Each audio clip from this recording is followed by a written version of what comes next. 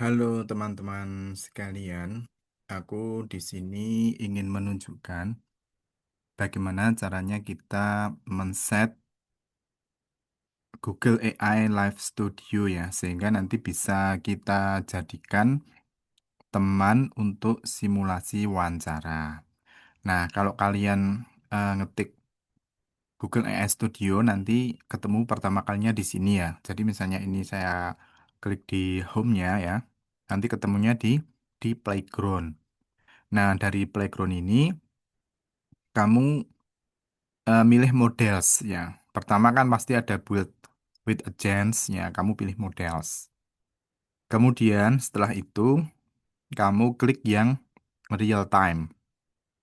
Setelah itu kamu klik yang Gemini 3.1 Flash Live Preview.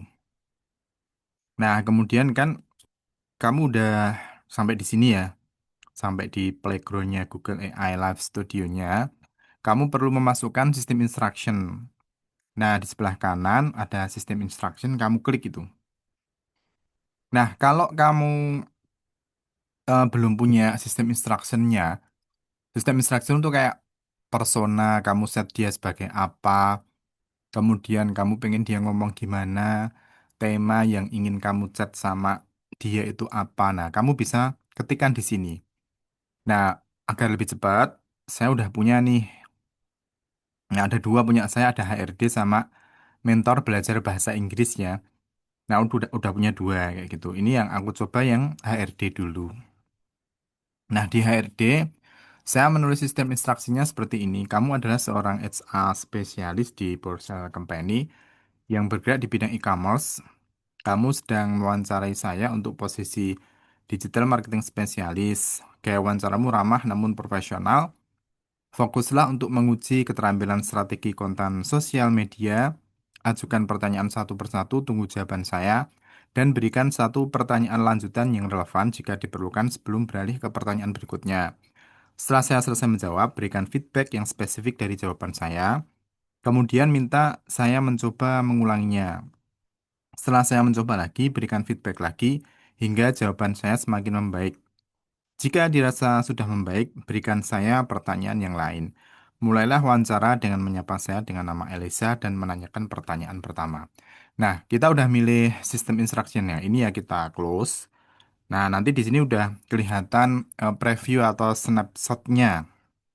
Terus kita bisa mulai talk ya, bisa mulai talk.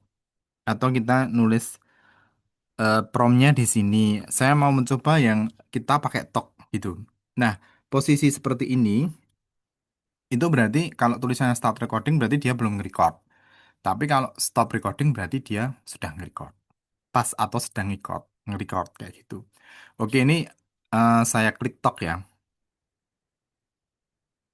Oke, di sini ada apa remindernya bahwasanya interaksi kita nanti akan apa itu di-share ya kayak gitu untuk diproses. Oke, kayak gitu acknowledge saja.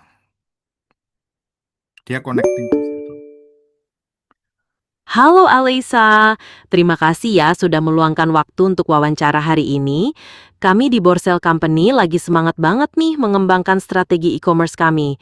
Nah, untuk pertanyaan pertama, bisa ceritakan bagaimana kamu biasanya menyusun strategi konten media sosial untuk meningkatkan engagement audiens, khususnya yang relevan dengan produk e-commerce?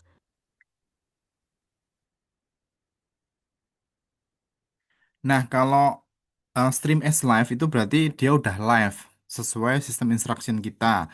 Kalau tadi ini ada biru-biru kemudian stop recording berarti dia baru nge-record. Tapi kalau kayak gini dia nggak nge-record dan dia nggak akan nanggapi apa-apa.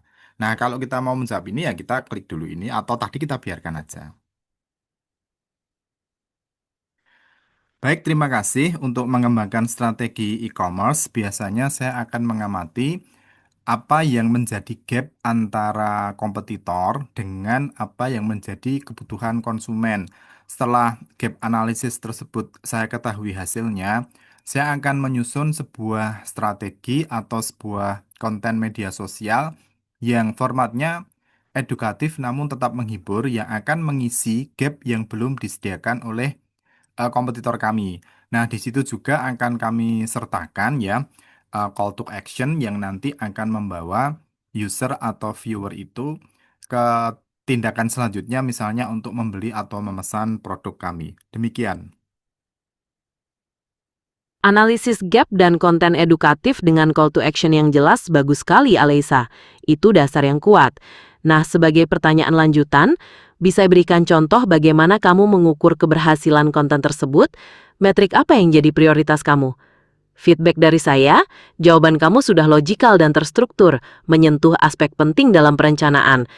Coba sekarang kamu ulangi dengan menambahkan contoh konkret dari salah satu brand e-commerce yang kamu kenal dan jelaskan bagaimana kamu mengukur metrik keberhasilannya. Silahkan. Nah, oke ya teman-teman, jadi dari jawaban saya yang tadi, Google AI Live Studio-nya langsung bisa menanggapi, memuji bagian yang bagus di mana, kemudian memberikan pertanyaan lanjutan dan juga memberikan feedback. Apa itu jawaban tadi saya udah logikal dan struktur. Kemudian dia mengembangkan pertanyaan dari jawaban saya. Nah, oke teman-teman, tampaknya untuk bagaimana menemukan Google LF Studio, kemudian ngesetnya, kemudian bagaimana cara memulainya, kemudian bagaimana menanggapi dia dan dia nanti tanggapannya gimana. Sepertinya udah saya share semua nih. Jadi teman-teman di sini bisa tahu bagaimana memanfaatkan Google AI Live Studio ini untuk melatih kita ya dalam segala hal sebenarnya tidak hanya wawancara pekerjaan ya. Karena teman-teman tadi udah bisa melihat juga saya punya sistem instruction yang digunakan untuk melatih kemampuan bahasa Inggris sehari-hari. Nah, silahkan nanti teman-teman bisa menggunakan Google AI Lab Studio ini untuk berlatih apa, di mana mungkin teman-teman ketika tidak ada teman real yang untuk berlatih komunikasi, nah bisa dengan Google AI Live Studio. Sekian aja dari saya. Terima kasih. Assalamualaikum.